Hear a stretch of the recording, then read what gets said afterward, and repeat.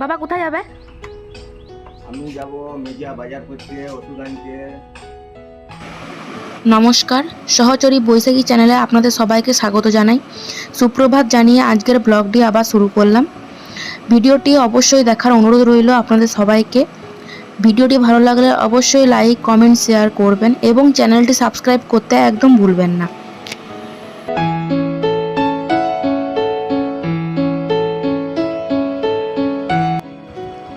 মাকে জিজ্ঞেস করতেই মা বলল, বেগুনগুলো আজ ভাজা করব মুড়ি খেতে।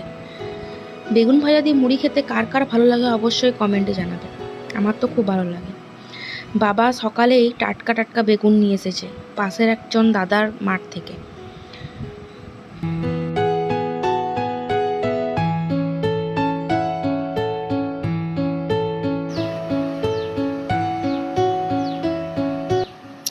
বাইরে গিয়ে দেখি কি অবস্থা। কাল যা বৃষ্টি হয়েছে, প্রচণ্ড বৃষ্টি। ওই যে সামনে যে বৃদ্ধ বয়স্ক মানুষটাকে দেখতে পাচ্ছেন, উনি হচ্ছেন আমার দিদিমা। আমার মামা ঘর তো এই পাড়াতেই। ওই যে চান করতে যাচ্ছিল। এত সকাল সকাল ঠান্ডা লেগে যাবে এত সকাল সকাল চান করলে।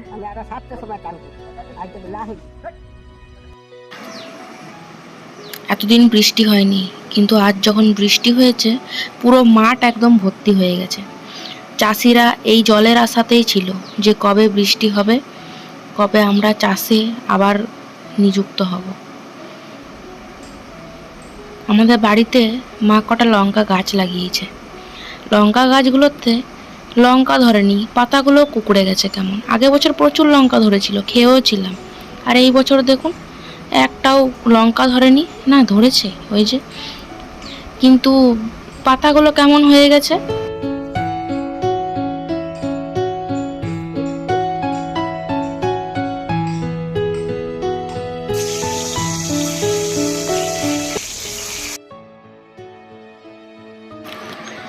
মা এদিকে বেগুন ভাজা করছে, মুড়ি খাওয়া হবে বলে।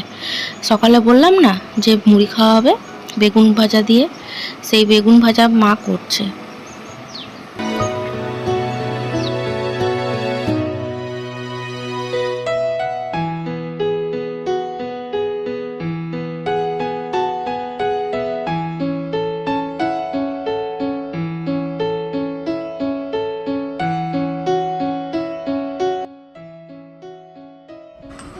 যা মেঘ করেছে, তাই এলাম তাড়াতাড়ি করে ছাদে।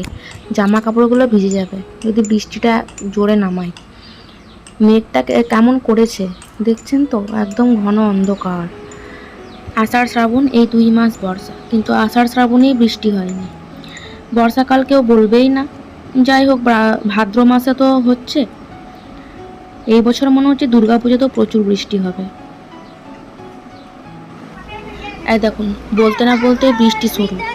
দেখছেন তো কত জোরে বৃষ্টি হয়েছে। এদিকে বাবু আর বাবা গেছিল বাজার করতে, ভিজে চুপচুপে হয়ে এসেছে।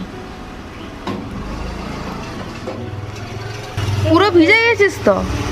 রেইনকোটটা পরাতে বলছি, পরায় না। রেনকোটটা গাড়িতে আছে, এই যে রেনকোটটা পরাবে। ম্যাগি ম্যাগি, কুমড়ো,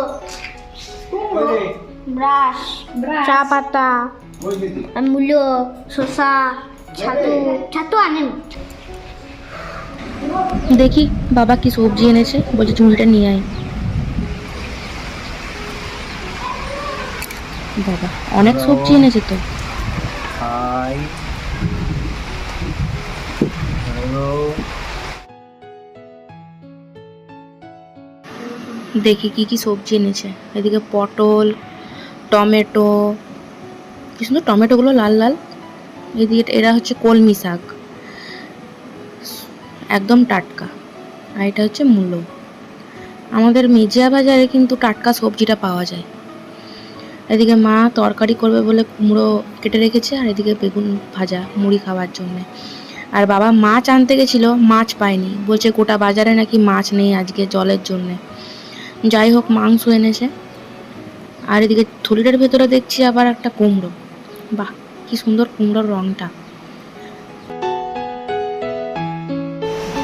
ম্যাগি আর চা পাতা। তুই কি ম্যাগি খাবি এখন? হ্যাঁ। কেন, মুড়ি খা, বেগুন ভাজা হয়েছে। না না, আমি ম্যাগি খাবো, ম্যাগি।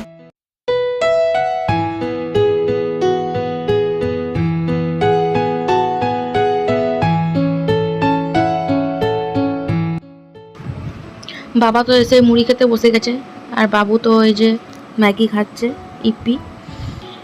আর আমিও মুড়ি নিয়ে নিয়েছি, বেগুন ভাজা, শসা, রসুন, কাঁচা লঙ্কা। মুড়ি তো খাওয়া হয়ে গেছে, এবারে মেয়ের জন্যে কাজল পাতবো। তাই কাজলতাতে এরকমভাবে ঘি লাগিয়ে নিচ্ছি। এবার প্রদীপটা জ্বালিয়ে আমি কালিটা করে নেব। চোখে লাগাবো না, চোখে আমি কাজল দিই না, ওকে কপালে টিপ দেবো। সেই জন্য কাজলটা কিনতেও পারতাম, কিন্তু কিনি না, ঘরেই করে নিই। ঘরের করাটা নিজে হাতে করছি তো, কোনো কেমিক্যাল ছাড়া, তাই। আগুনের তাপে কাজলতাটা এত গরম হয়ে গেছে যে একটা কাপড় দিয়ে ধরতে হলো। আর এদিকে কাজলটাও তৈরি হয়ে গেছে, কত সুন্দর। আজকের মতন ভিডিওটি এই পর্যন্তই, আবার কালকে দেখা হবে। আশা করি সবাই সুস্থ থাকবেন, ভালো থাকবেন। ভিডিওটি ভালো লাগলে অবশ্যই লাইক, কমেন্ট, শেয়ার করবেন।